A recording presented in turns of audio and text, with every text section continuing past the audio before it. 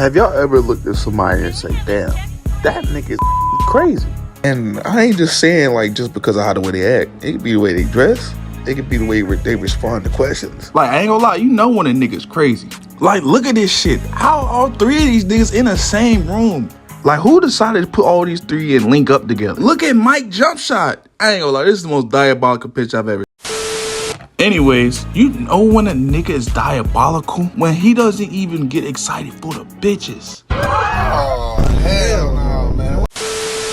Meet Ronnie. Oh man, it's the wrong song. It's not scary enough for him. Meet Ronnie. A certified, man, this song ain't gonna work either. This too much of a new generation crash dummy song. Meet Ronnie. One of the first guys that makes my most diabolical niggas I've ever seen in my life. So let's get straight into the video. Now listen, look at when I tell you this nigga's Avenger level threat to any human's life, I mean that shit. First of all, look at how the way the nigga dressed. And yeah, you can say people probably dressed like that in the 90s, but you'll be capping right out of your fucking ass. Look at how these niggas are dressed in the show versus this nigga. And look, RDC explained it the best. If the nigga clothes is outdated, this nigga is crazy. And look, I preach the don't judge a book by its cover. But if you see a nigga dressed like this, you're gonna give him this look. So that's strike one already. Strike two. Strike two on why I believe he's the most diabolical nigga I've seen. This nigga be stalking niggas. And I ain't just talking about some regular old creep that be stalking bitches. No, I'm talking about some real Michael Myers stalking niggas down. Like a weirdo. Like, look at this scene. Kanan was talking to Kay. And look at him just staring him in at the background like, what the fuck is going on? Like, you don't got no other shit to do? And you know what this shit remind me of? With the glasses, bro say cause he a savage. So many dead eyes, so many ashes. You ain't catch that, I can't pass the shooter.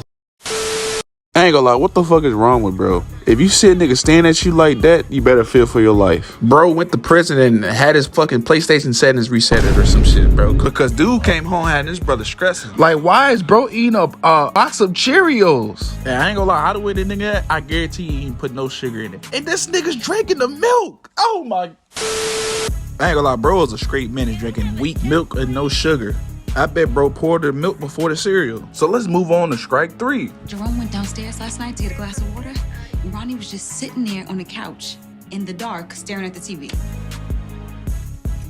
My brother likes to watch his stories at night, Vanessa.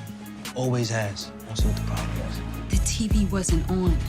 You what? TV wasn't on. The TV wasn't on. Let me tell you something.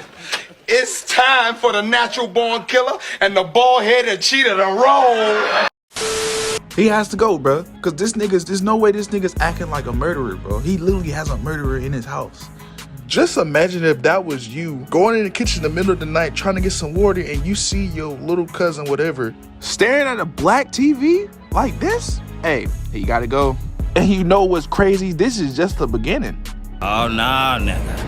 That's just the tip of this iceberg. See, these two are in the drug game, or at least one of them is. During the time where Ronnie was locked up, his little brother took over his business. But when he came back home, he was looking for work, and Unique was pretty much lost everything. And the person that took it away from them was Rock. Fuck Rock.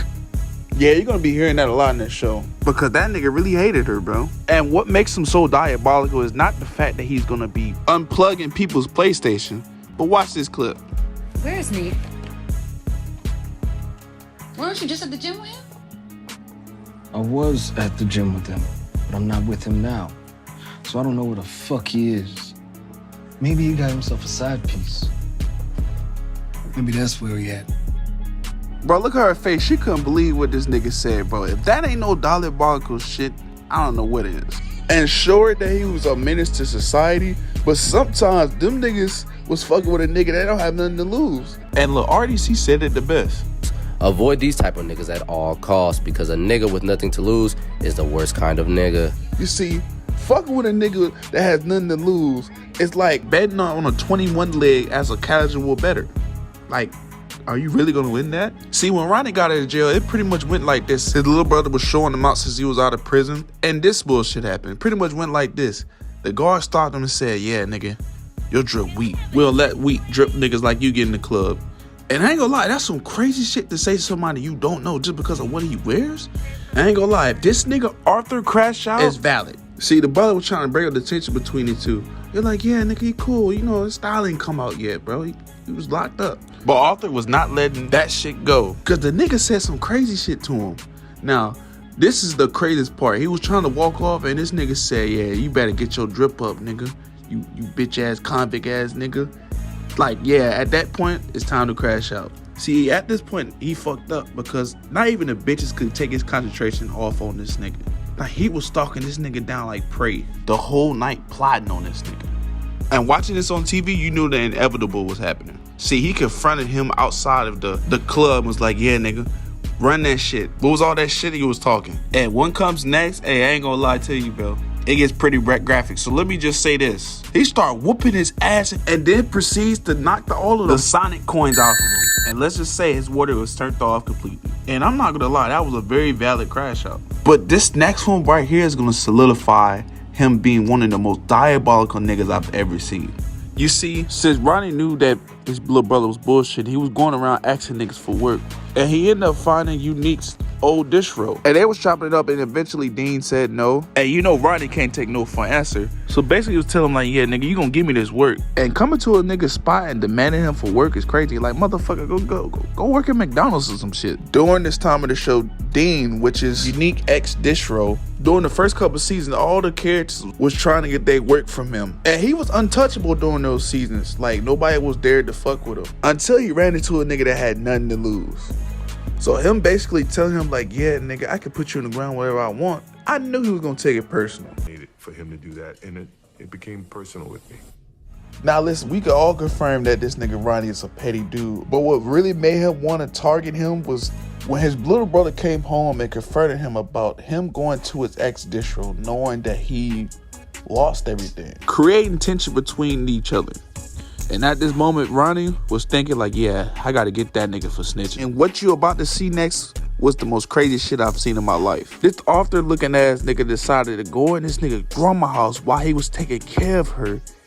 And let's just say unplug Dean's PlayStation. And also another important fact, Dean's grandmother is deaf. For your hearing aid too, so change that out. So this nigga went inside of his house, unplugged his PlayStation, and his grandma didn't even know. Oh, hell no. That's some sick ass shit right there. But I'm gonna show you exactly how he did it. This dude, Dean, went into the kitchen. This dude came behind him like Michael Myers.